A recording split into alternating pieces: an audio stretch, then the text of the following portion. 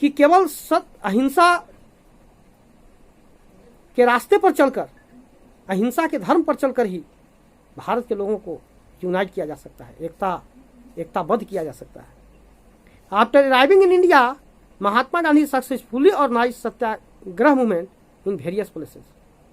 भारत में महात्मा गांधी के आगमन के बाद जब महात्मा गांधी साउथ अफ्रीका से, दक्षिण अफ्रीका से जब भारत पुनः वापस आए, तो उन्होंने भारत के भी विभिन्न स्थानों में सत्याग्रह आंदोलन चलाया और सत्याग्रह को एक पॉलिटिकल वेपन के रूप में इस्तेमाल किया और सफलतापूर्वक उसका इस्तेमाल किया। In 1916, he traveled to Champaran, Bihar to inspire the peasants to struggle against the oppressive plantation system. Bihar के चंपारण जिले में जब ब्रिटिश अधिकारी जबरदस्ती उनसे नील की खेती करवा रहे थे चंपारण के किसानों से, तो उन आतताइयों के विरुद्ध महात्मा गांधी ने संघर्ष के लिए सत्याग्रह को एक पॉलिटिकल वेपन के रूप में इस्तेमाल किया। यह 1916 में उन्होंने चंपारण सत्याग्रह किया और चंपारण में सत्याग्रह को एक पॉलिटिकल वेपन के रूप में इस्तेमाल किया।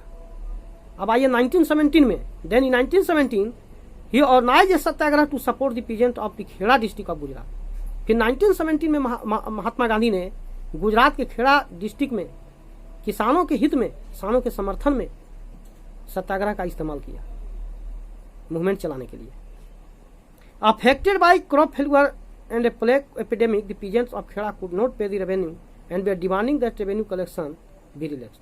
चूंकि खेड़ा के जो किसान थे वो संक्रामक प्लेग जैसे संक्रामक रोग के फैलने के कारण और अकाल पड़ने के कारण उनका क्रॉप फेल्यूर हो गया था और संक्रामक रोग भी फैला हुआ था, उनकी फसल भी बर्बाद हो गई थी, जिसकी वजह से वो अंग्रेजों को टैक्स देने में, ब्रिटिश गवर्नमेंट को टैक्स देने में असमर्थ थे। लेकिन ब्रिटिश गवर्नमेंट उनसे जबरदस्ती टैक्स वसूलना चाहती थी, इसलिए महात्मा गांधी ने 1917 में गुजरात के खेड़ा जिले में, खेड़ा डिस्ट्रिक्ट में सत्याग्रह को एक पॉलिटिकल वेपन के रूप में इस्तेमाल किया, वो भी किसानों के हित के लिए, किसानों की भलाई के लिए। In 1918 Mahatma Gandhi went to Ahmedabad to organise a satyagraha movement among cotton mill worker. फिर 1980 में महात्मा गांधी ने सत्याग्रह को एक पॉलिटिकल वेपन के रूप में इस्तेमाल किया जब कॉटन मिल वर्कर, अहमदाबाद के जो कॉटन मिल वर्कर थे, अहमदाबाद के सूती कपड़ा मिलों में काम करने वाले जो कामगार थे, जो मजदूर थे, जो वर्कर थे, उनके हितों के लिए महात्मा गांधी ने सत्याग्रह को एक पॉलिटिकल वेपन के रूप में, एक राजनीतिक हथियार के रूप में इस्तेमाल किया। दी रॉलेट एक्ट, रॉलेट एक्ट को काला कानून भी कहा जाता है। This topic, the Rowlatt act, look here.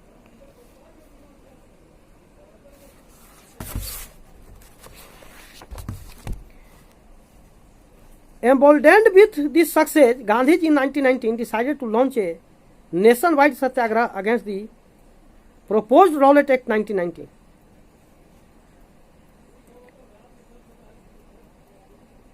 अपने चंपारण सत्याग्रह और खेड़ा मूवमेंट और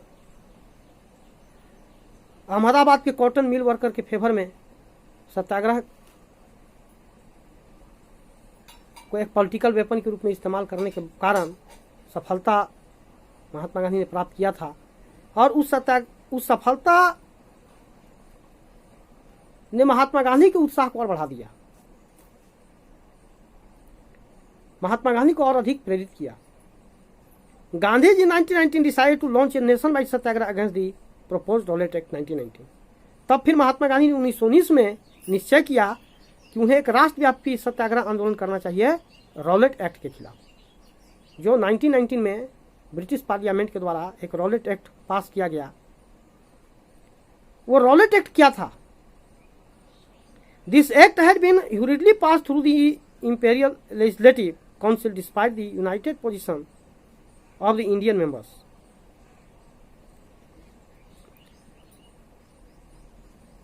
ये रॉलेट एक्ट जो है ये इंपेरियल लेजिस्लेटिव काउंसिल के द्वारा पास किया गया था। बहुत जल्दबाजी में यह कानून पास किया गया, जबकि इस कानून का भारतीय सदस्यों ने विरोध किया था, फिर भी इस कानून को पास किया गया। It gave the government enormous power to repress political activities and allowed detention of political prisoners without trial for 2 years। इस रॉलेट एक्ट कानून के तहत ब्रिटिश गवर्नमेंट को यह पावर मिल गया कि वो राजनीतिक गतिविधि करने वाले लोगों को सिर्फ संदेह के आधार पर कि वो रिवोल्यूशनरी हो सकते हैं, क्रांतिकारी हो सकते हैं, और ब्रिटिश गवर्नमेंट के खिलाफ वो क्रांति कर रहे हैं, रिवोल्यूशन कर रहे हैं, तो सिर्फ ऐसा संदेह होने पर ही किसी व्यक्ति को वो अरेस्ट कर सकते थे और 2 साल तक बिना किसी ट्रायल के उसको जेल में बंद करके रख सकते थे। जबकि उस व्यक्ति के खिलाफ कोई सबूत नहीं, कोई एविडेंस नहीं कि वह वास्तव में गुनाहगार है या नहीं, उसने वास्तव में ब्रिटिश गवर्नमेंट के खिलाफ कोई रिवोल्यूशनरी एक्टिविटी या पॉलिटिकल एक्टिविटी किया या नहीं किया, फिर भी उसको 2 वर्ष के लिए जेल में बंद कर रखना, यह सरासर अन्याय था। सपोज कीजिए कि यदि कोई निर्दोष व्यक्ति है और उस पर इस तरह के अगर केवल संदेह के आधार पर अगर उसको 2 वर्ष के लिए अगर जेल में रखा जाए, जबकि वो इनोसेंट है, तो उस पर क्या बीत रही होगी। इसलिए ये इसको ब्लैक लॉ कहा गया, रॉलेट एक्ट को ब्लैक लॉ, एक काला कानून कहा गया, एक अंधा कानून कहा गया, क्योंकि इस कानून में बिना किसी साक्ष्य के, बिना किसी सबूत के, केवल संदेह के आधार पर ब्रिटिश पुलिस 2 वर्ष के लिए किसी को भी जेल के अंदर रख सकती थी। Mahatma Gandhi wanted non-violent civil disobedience against such unjust laws, which would start with a battle on 6 April। महात्मा गांधी ने निश्चय किया, महात्मा गांधी चाहते थे कि सत्य और अहिंसा पर आधारित वो सविनय अवज्ञा आंदोलन जो है ऐसे अन्यायपूर्ण कानून के विरुद्ध वो करें। और उन्होंने 6 अप्रैल को इस कानून के विरोध की शुरुआत की।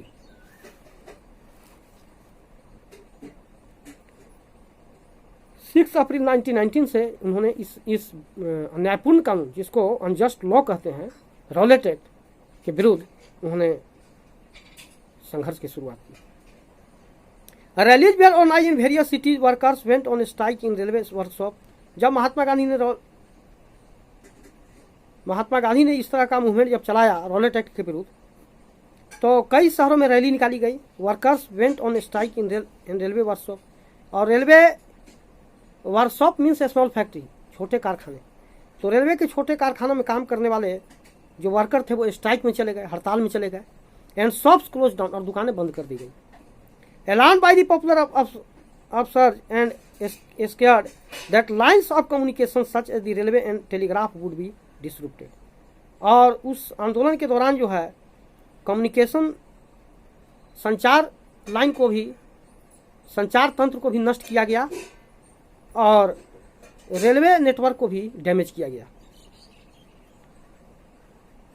राजनीतिक गतिविधि करने वाले जो पॉलिटिकल एक्टिविस्ट थे, उनके द्वारा संचार और रेलवे व्यवस्था को डैमेज किया गया।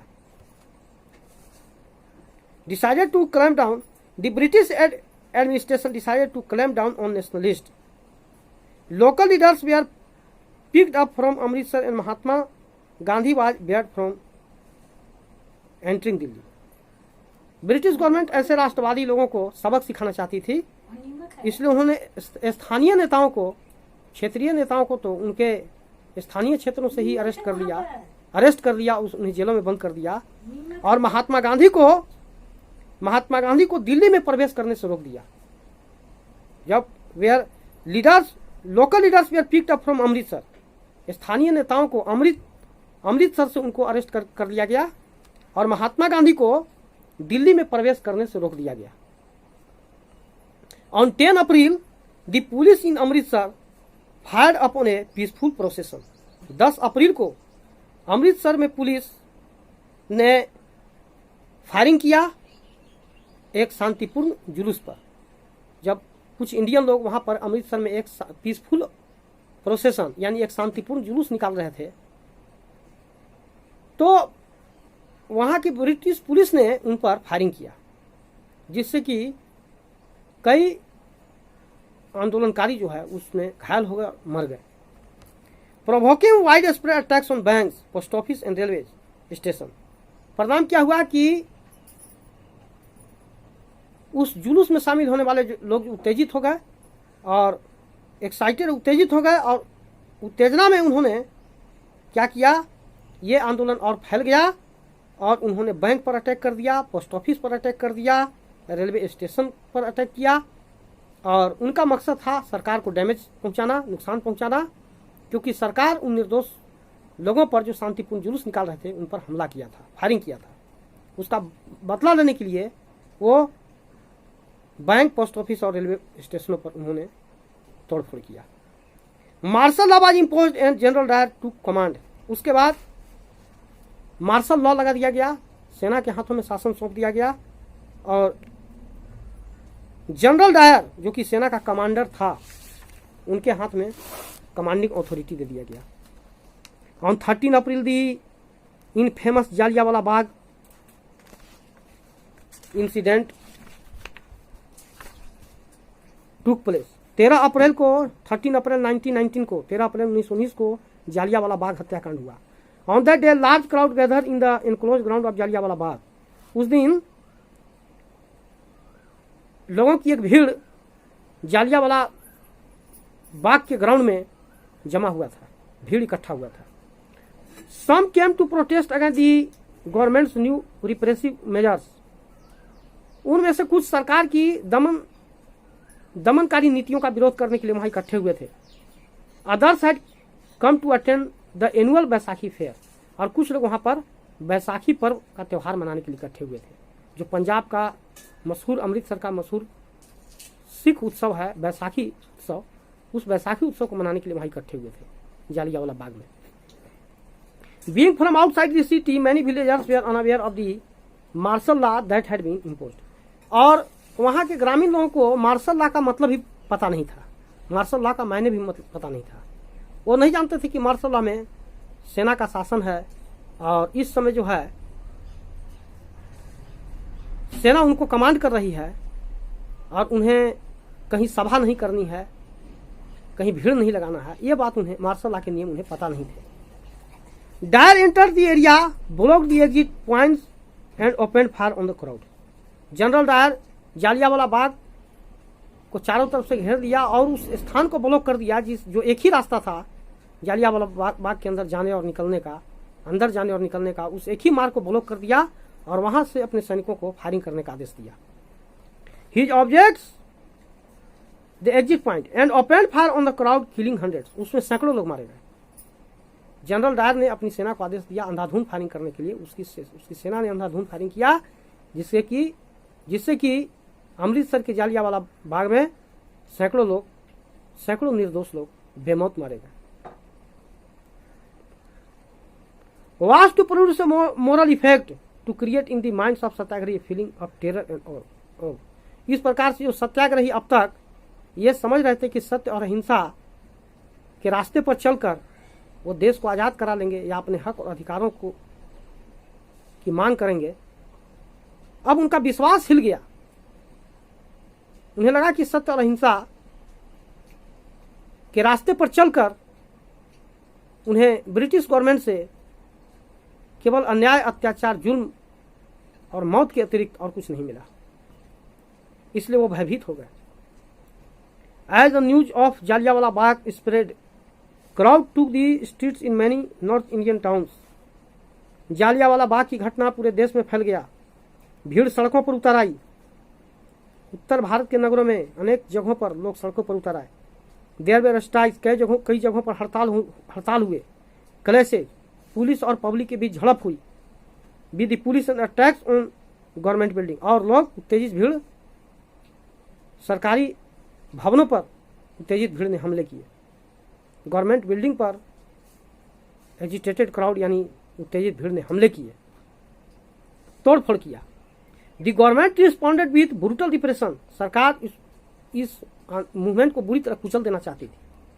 Seeking to humiliate and terrorise people, वह आंदोलनकारियों को नीचा दिखाती थी। ब्रिटिश पुलिस आंदोलनकारियों को नीचा दिखाती थी। Satyagrahi were forced to rub their noses on the ground, सत्याग्रहियों को जमीन पर नाक रगड़ने के लिए मजबूर किया जाता था। क्राउड ऑन द स्ट्रीट्स, उनको सड़कों पर रेंग कर चलवाया जाता था, उनसे नाक रगड़वाया जाता था, उनसे सड़कों पर रेंग कर चलवाया जाता था। एंड डू सलाम सैल्यूट टू ऑल साहिब्स, और ब्रिटिश पुलिस अधिकारियों को सलाम करने के लिए कहा जाता था। इस प्रकार से उनको ह्यूमिलिएट किया जाता था, नीचा दिखाया जाता था, भारतीय लोगों को अपमानित किया जाता था। People were flogged and villages around Gujranwala in Punjab, now in Pakistan were bombed.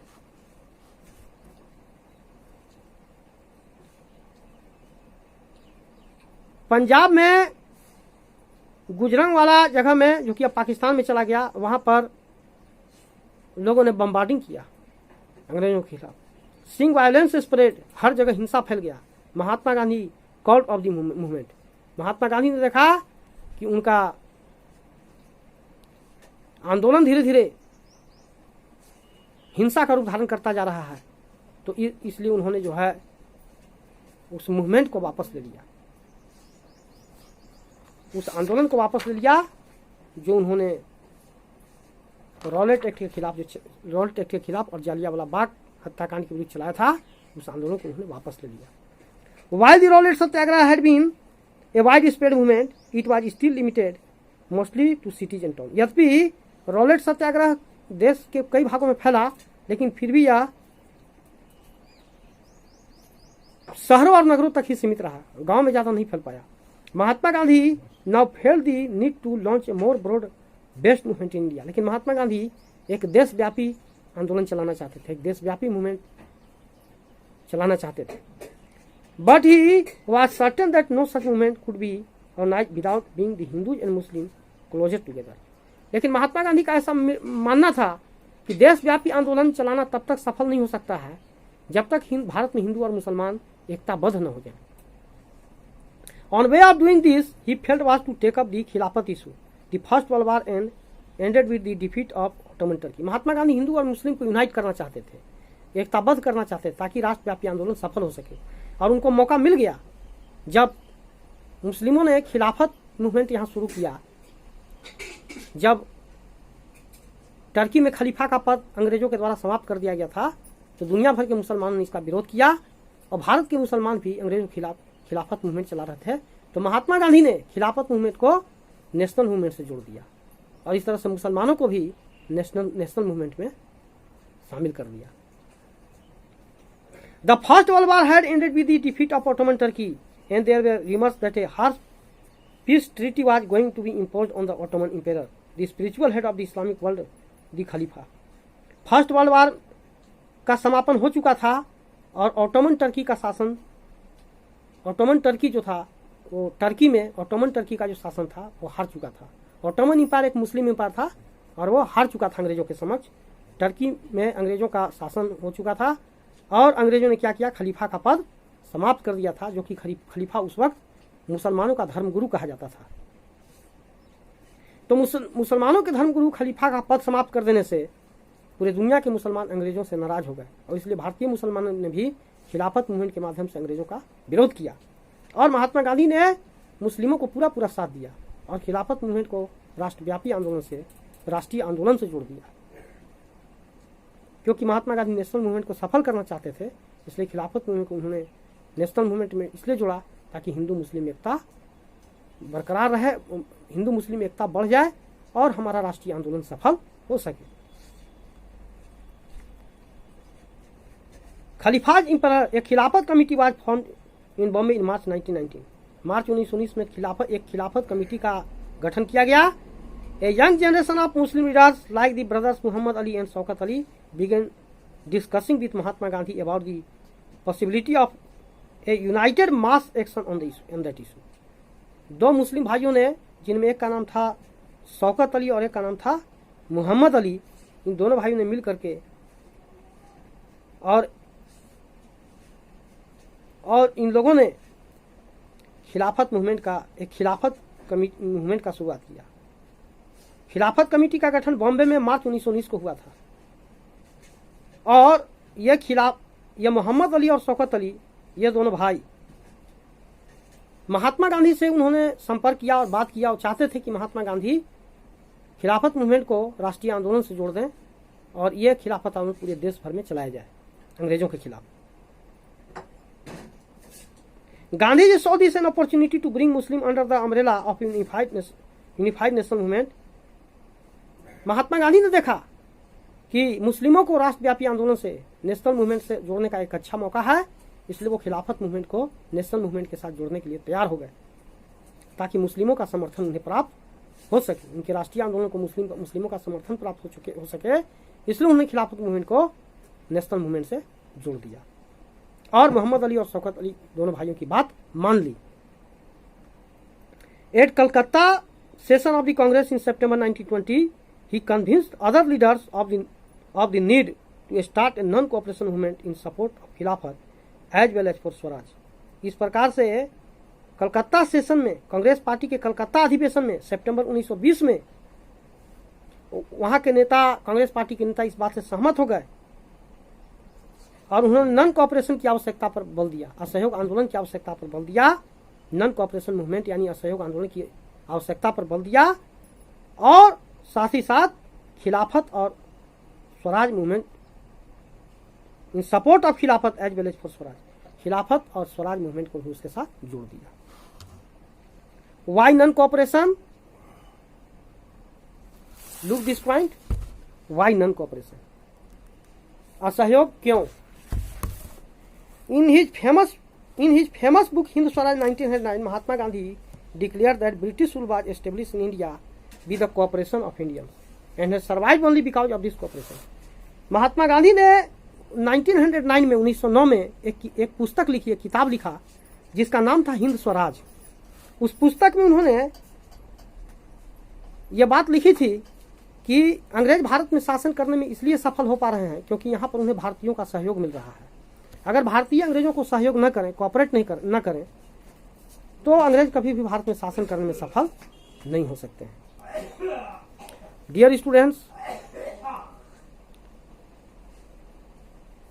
I will teach you the next pages in my next video lecture. I hope that you are being benefited from my lecture. So time to time I will prepare such video lectures for you. You can subscribe my channel on YouTube and you can find my all video lectures in my channel. So